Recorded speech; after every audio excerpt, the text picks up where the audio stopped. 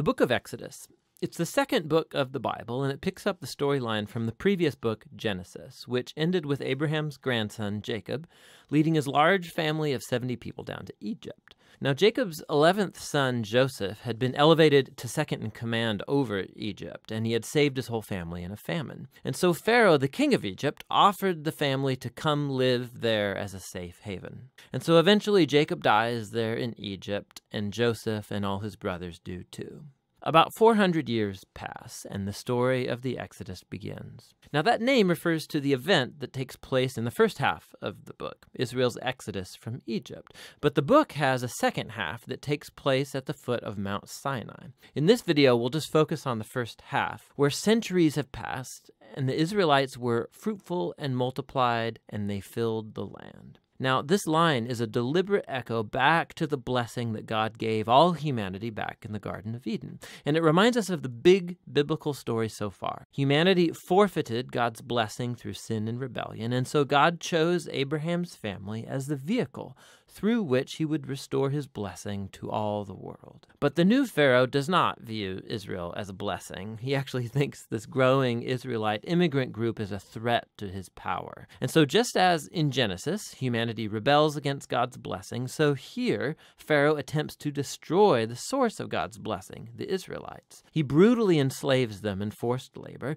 and then he orders that all the Israelite boys be drowned in the Nile River. Now, Pharaoh, he is the worst character in the Bible so far. His kingdom epitomizes humanity's rebellion against God. Pharaoh has so redefined good and evil according to his own interests that even the murder of innocent children has become good to him. And so Egypt has become worse than Babylon from the book of Genesis. And so now Israel cries out for help against this new Babylon, and God responds. God first turns Pharaoh's evil upside down as an Israelite mother throws her boy into the Nile River, but in a basket. And so he floats safely right down into Pharaoh's own family. He's named Moses, and he grows up to eventually become the man that God will use to defeat Pharaoh's evil. In the famous story of the burning bush, God appears to Moses and commissions him to go to Pharaoh and order him to release the Israelites. And God says that he knows Pharaoh will resist, and so he will bring his judgment on Egypt in the form of plagues. Then God also says that he will harden Pharaoh's heart. And so we're introduced into the next main part of the story, the confrontation between God and Pharaoh. Now, what does this mean that God says he'll harden Pharaoh's heart? It's super important to read this section of the story really closely and in sequence. In Moses and Pharaoh's first encounter, we're told simply that Pharaoh's heart grew hard. There's no implication that God did anything. And so in response, God sends the first set of 5 plagues, each one confronting Pharaoh and one of his Egyptian gods. And each time, Moses offers a chance for Pharaoh to humble himself and to let the Israelites go. But after each plague, we're told that Pharaoh either hardened his heart or that his heart grew hard. He's doing this of his own will. And so eventually, it's with the second set of 5 plagues that we begin to hear how God hardened Pharaoh's heart. So the point of the story seems to be this. Even though God knew that Pharaoh would resist his will, God still offered him all of these chances to do the right thing. But eventually, Pharaoh's evil reaches a point of no return. I mean, even his own advisors think that he has lost his mind. And it's at that point that God takes over and bends Pharaoh's evil towards his own redemptive purposes. God lures Pharaoh into his own destruction as he saves his people, which is what happens next. With the final plague, it's the night of Passover, and God turns the tables on Pharaoh. Just as he killed the sons of the Israelites, so God will kill the firstborn in Egypt with a final plague. But unlike Pharaoh, God provides a means of escape through the blood of the Lamb.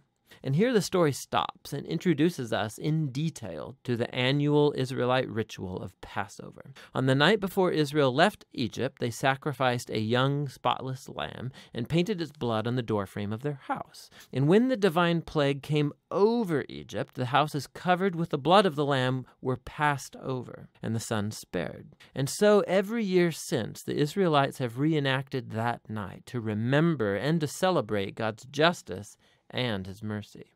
But Pharaoh, because of his pride and rebellion, he loses his own son, and he's compelled to finally let the Israelites go free. And so the Israelite slaves make their exodus from Egypt. But no sooner do they leave that Pharaoh changes his mind, and he gathers his army and chases after the Israelites for a final showdown. As the Israelites pass through the waters of the sea safely, Pharaoh charges towards his own destruction. The Exodus story concludes with the first song of praise in the Bible. It's called the Song of the Sea. And the final line declares that the Lord reigns as king. And then the song retells in poetry what the story of God's kingdom is all about. It's about how God is on a mission to confront evil in his world and to redeem those who are enslaved to evil. God is going to bring his people into the promised land where his divine presence will live among them. This story is what it looks like when God becomes king over his people. So after the Israelites sing their song, the story takes a sharp turn. The Israelites, they're trekking through the wilderness on their way to Mount Sinai, and they're hungry, they're thirsty, and they start criticizing Moses and God for even rescuing them. They say they long for the good old days in Egypt. I mean, it's crazy. So God graciously provides food and water for Israel in the wilderness, but these stories, they cast a dark shadow.